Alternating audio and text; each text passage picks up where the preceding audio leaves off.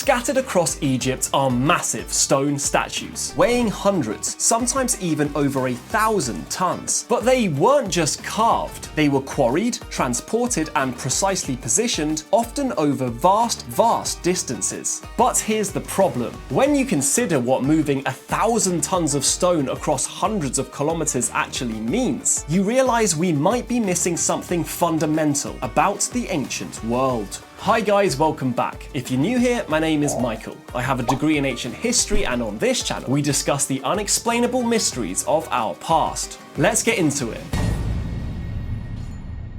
The giant statues of ancient Egypt aren't just impressive because they're old. They're impressive because, even today, we'd struggle to recreate what they represent. Many were carved from single blocks of granite weighing over 1,000 tons. They were transported vast distances, positioned with precision, and raised without machines we'd recognize. The usual explanation sounds reasonable until you start running the numbers. And once you do, it becomes harder to ignore the possibility that we haven't just underestimated the engineering, but also the level of knowledge, the coordination, and long-term planning ancient societies were capable of. So when we say giant statues, what are we actually talking about? Quick pause, today's video is sponsored by Babbel. For 2026, I wanted to actually invest in a new skill, not just set a resolution and forget it. For me, that's learning a new language, and Babbel's made it genuinely doable. Babbel is one of the top language learning apps in the world, and what I like is that it focuses on real-life conversations designed by real language teachers. I've been learning Spanish because I have family over there, and I'd love to speak in their tongue, and I'm already learning phrases. Look, here's some phrases I've been learning. Me llamo. That means my name is. Me trae la cuenta. Can you bring me the check? Babbel is scientifically proven to help you start speaking in as little as 3 weeks, and there's a 20-day money-back guarantee, so there's literally no risk. So click on my link in the description or scan the QR code to get up to 55% off your Babbel subscription, and let me know in the comments what languages you want to learn in 2026. Thanks to Babbel for sponsoring. Let's get back to the video. These are the Colossi of Memnon. They're 18 meters tall, and each one weighs around 720 tons, made from a single block of quartzite and transported hundreds of kilometers. There's also the Remesium Colossus, the statue that inspired the poem Ozymandias. It stood roughly 19 meters tall and weighed over 1,000 tons. And again, this was made from one piece and transported hundreds of kilometers. And they get even bigger because at Tanis, there are fragments of what may have been the largest statues ever carved. The reconstructed estimates put the original blocks at over 1,000 tons. But it's not like these are regular sculptures that have been made bigger. No, at this scale, the physics change completely. The structural forces, the way the stone behaves under its own weight, the risk of fractures, everything becomes much harder. Many of Egypt's largest monuments are carved from single, solid blocks, one piece of granite or quartzite. No joints, no internal supports, and no way to cheat the weight by assembling smaller sections. It's incredible engineering sophistication. Once you commit to carving a single block at this size, you can't fix mistakes. One major crack ruins the entire thing. Now, granite and quartzite are not soft materials. They're harder and denser than limestone. The Egyptians must have chose these materials deliberately because they wanted statues that would last. But that choice creates quite a few problems. And the first is all because of how massive they are. When you look at photos of these statues, the scale doesn't really hit you. Photos flatten everything, and your brain doesn't naturally process weight, which is fair enough in a way because we don't encounter single objects over 50 tons in everyday life. So when someone says 720 tons or 1,000 tons, it just doesn't register properly. But an 18-meter statue is roughly the height of a 6-story building. The 29-meter obelisk of Hatshepsut at Karnak, well, that's a 10-story building, standing upright, carved from one piece of stone. And 700 to 1,200 tons is the weight of dozens of fully loaded lorries. But unlike lorries, this weight is concentrated in a single, rigid block. You can't distribute it across multiple loads. You can't take it apart and reassemble it at the other end. There's no clever workaround. If something goes wrong, if it cracks, if it tips, if the transport system fails halfway through, you've lost everything. Not just the block, but the labor, the planning, and the months or years already invested. So while moving a 50-ton block a few hundred meters is difficult, moving a 700-ton block over 600 kilometers is a completely different problem. You're dealing with desert, riverbanks, and all sorts of different gradients. You need prepared trackways, staging areas. These are multi-year projects. So the question isn't just how did they move one giant statue, it's how did they have an engineering process that made this achievable multiple times over centuries. So what's the standard explanation? Well, the usual answer is sledges pulled over prepared ground with large coordinated labor forces, sand lubricated with water to reduce friction, and for the longest distances, river transport on large wooden barges during the Nile's flood season. Teams of workers apparently pulled them using thick ropes made from papyrus or flax, materials that sound fragile but could handle enormous stress. And the Nile was supposedly essential for this. Between June and September, the flood season brought water close to the quarry sites and created temporary canals. That meant much shorter overland distances. And these explanations are actually supported by some evidence. A physics experiment in 2014 at the University of Amsterdam confirmed that wetting sand reduces friction by around 50%. This matches exactly what Egyptian tomb paintings show, workers pouring water in front of sledges as they pull heavy loads. Construction records also do show fleets of boats delivering dozens of large blocks per day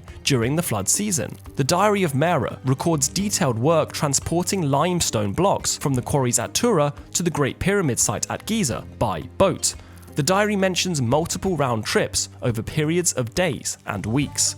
So aspects of the methods are plausible and they've been experimentally validated. The trouble is, none of this comes close to moving a single piece 1,000-ton granite block. While it's often assumed the ancient Egyptians used boats for this, the evidence is remarkably thin. In theory, buoyancy alone isn't the issue. A vessel on the Nile could float such a load if large enough. The real problems are engineering ones. Extreme hull bending under a concentrated point load, catastrophic stability risks, loading and unloading without cranes, and severe draft constraints given Nile depth, sandbanks, and seasonal variation. A 1,000-ton monolith would require a vessel of unprecedented width, structural reinforcement, and rigidity. Yet zero archaeological remains, zero shipwrecks, no dockyards, no timbers, no inscriptions, and no reliefs demonstrate Egyptian boats anywhere near this scale or capacity. It doesn't really make sense. Another problem is the explanations are almost always summarized in just one sentence. They're rarely shown as complete end-to-end processes, and they usually skip the logistics entirely. I mean, like, how did the scheduling work? What about the food supply? Just to put this in perspective, in 1820, British explorers found a fallen Ramesses II colossus near Memphis. It was broken into 6 pieces, and the largest piece weighed 83 tons. Now, the British Museum turned down the offer to ship it. They said it was far too impractical. And when Egypt finally moved it in 1954, it required a military escort and a tank. In 2006, moving it again just a few hundred meters from Cairo to Giza took 10 hours, specialized equipment, foam padding, and military coordination. And that's just 83 tons, with modern machinery and equipment. The ancient Egyptians were moving blocks over 700 tons across 600 kilometers.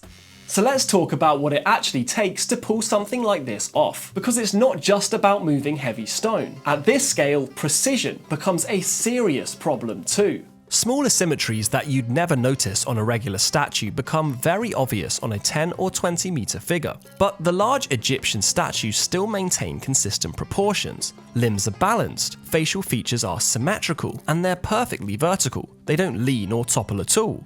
That's difficult, not just because granite and quartzite are brittle, but also because the final shape and dimensions have to be decided before you even start quarrying. You can't adjust halfway through. Every cut you make in the quarry has to be already planned. You're committed from the first strike. So this requires knowledge of where internal flaws might be, and a step-by-step process that anticipates every phase. Otherwise, the results would be catastrophic. And there's one project that shows exactly how seriously they took this. This is the unfinished obelisk at Aswan, and it was intended to be the largest single monolith ever created, roughly 42 meters long and around 1,200 tons. Workers carved deep channels around 3 sides using dolerite pounders. They were nearly ready to detach it from the bedrock, but then cracks appeared. If you look at the surface today, you can see multiple outlines carved into the stone. Each of these is a different plan. They give us a look into the Egyptians' attempts to salvage the project by reducing the size. What if we cut it smaller here? What if we shift the center line? But every option still intersected the cracks, so they stopped. They walked away from over 1,100 tons of work. But this wasn't because they lacked skill or tools. It was because they understood that a cracked obelisk standing 42 meters tall would be structurally unsafe. Over time, thermal expansion, wind stress, and the obelisk's own weight would widen those cracks. Eventually, it would fail. It's clearly an educated engineering judgment. But here's where things get interesting. The Egyptians didn't abandon the unfinished obelisk because they didn't think they could move it. You don't put all that work in to realize at the end, wait a second, how are we going to move this thing? No, they must have been fully confident in their ability to move a single piece block that weighed over 1,000 tons. And that is astounding because we have absolutely no idea how. Because when you start looking at projects like this, the scale, the precision, the decision making, you have to wonder, if the Egyptians were this capable, this organized, this sophisticated, why does the sledges and ropes explanation get repeated as if that's the whole story? There has to be more to it, which is where the lost technology conversation starts. Now, some people take this literally. They argue the Egyptians had advanced machinery, hydraulic systems, power tools, even anti-gravity devices. And at the extreme end, you get the ancient alien theories. The idea that extraterrestrials either built these monuments or gave humans the technology to do so. These theories became mainstream in 1968 with Eric von Däniken's book Chariots of the Gods. It sold 70 million copies and spawned the Ancient Aliens TV series, and it's still widely believed today. The core claim is that these monuments are impossible with ancient tools. The precision is too high, the stones are too heavy, and the distances are too far. So aliens must have done it. The problem is we do have some tools. Archaeologists have excavated copper chisels, stone pounders, flint blades. We have tomb paintings showing workers pulling sledges with ropes. We have quarries with partially separated blocks still attached to the bedrock. We have worker camps with sleeping quarters, bakeries, and medical facilities. And most importantly, we have tool marks. Modern analysis using something called reflectance transformation imaging can examine the microscopic scratches left on statue surfaces. Those marks match exactly what flint chisels and stone pounders would leave. They don't match steel tools. They don't match power tools. They match the tools we found, at least to a point. But there are many tool marks that we can't explain. And even if, like me, you firmly believe that aliens were nowhere near Egypt, that doesn't mean that there's nothing missing. Perhaps the best way to think about it is this.